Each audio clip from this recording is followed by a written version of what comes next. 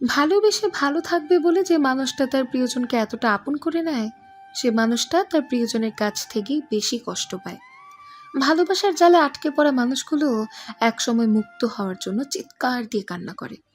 একটা সময় তুমি টের পাবে, কারোর জন্য এখন আর তোমার মন খারাপ লাগছে না, কাউকে নিয়ে ভাবতে ইচ্ছে করছে না, কারো ফোনের আশায় নির্ঘুম রাত পার করতে হচ্ছে না, কারোর জন্য এখন আর আবেগ কাজ করছে না। এটা কেন হয় জানো? একটা সময় ছিল যখন কেউ একজন তোমার মনের গহীনে জায়গা করে নিয়েছিল, অনেক গহীনে। তুমি তাকে ভালোবাসতে শুরু করলে। তুমি এখন আর বাচ্চা না, তুমি অনেক ম্যাচিউরড হয়েছ, সবকিছু বোঝার বয়স তোমার হয়েছে। একা একা আর কত সমর্থ দেবে বলো? এক পাক্ষিক আর কত ভালোবাসা যায়? তুমি হাঁপিয়ে উঠতে শুরু করলে। সব জিনিসের তো একটা শেষ আছে।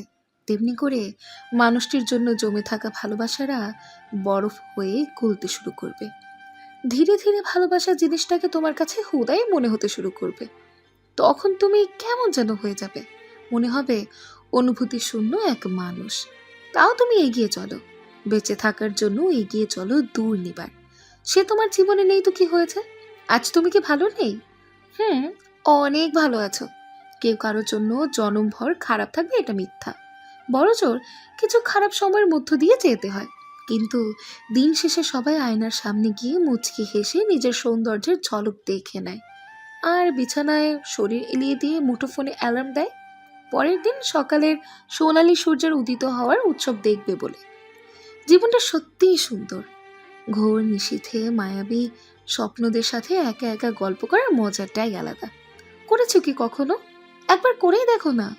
অতীত বা ভবিষ্যৎ বলে কিচ্ছু নেই, বর্তমানে সব। কিছু বলার থাকলে এক্ষুনি বলতে হবে, কিছু করার থাকলে এক্ষুনি করতে হবে।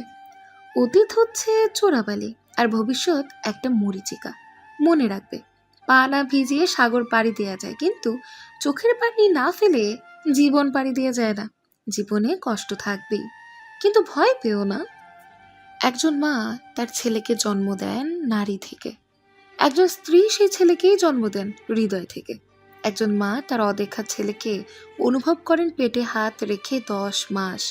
একজন স্ত্রী সেই অচেনা ছেলেকে অনুভব করেন বুকে হাত রেখে সারাটা জীবন। একজন মা জন্ম দেন একজন শিশু পুত্রকে, একজন স্ত্রী জন্ম দেন একজন পরিণত পুরুষকে। একজন মা তার সন্তানকে হাত ধরে হাঁটতে শেখান, একজন স্ত্রী সেই সন্তানের হাত ধরে জীবনের সমস্ত পথটা হাঁটেন।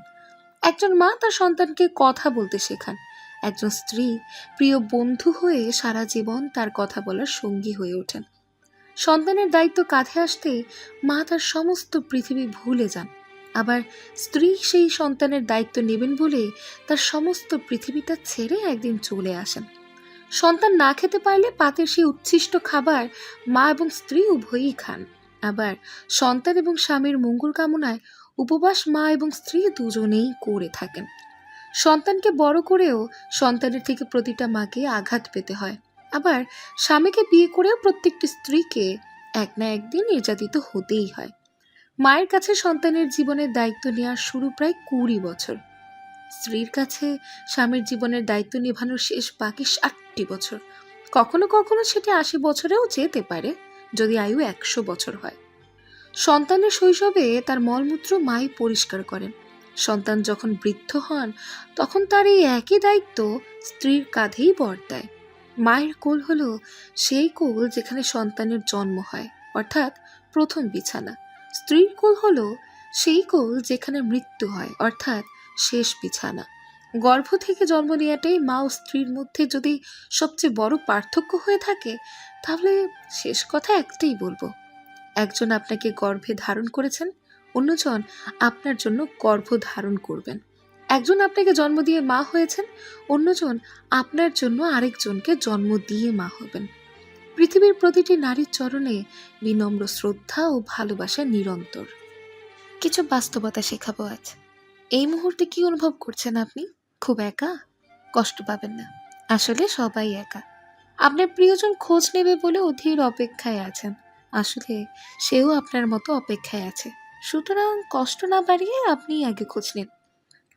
কে কি ভাবে বলে কোনো কাজ শুরু করতে পারছেন না? আসলে সবাই এটাই ভাবে যে কে কি বলবে। সুতরাং কাজ শুরু করে দিন। প্রতিদিন নিয়ম করে খোঁজ খবর নিচ্ছেন, অথচ সে আপনাকে পাত্তাই দিচ্ছে না।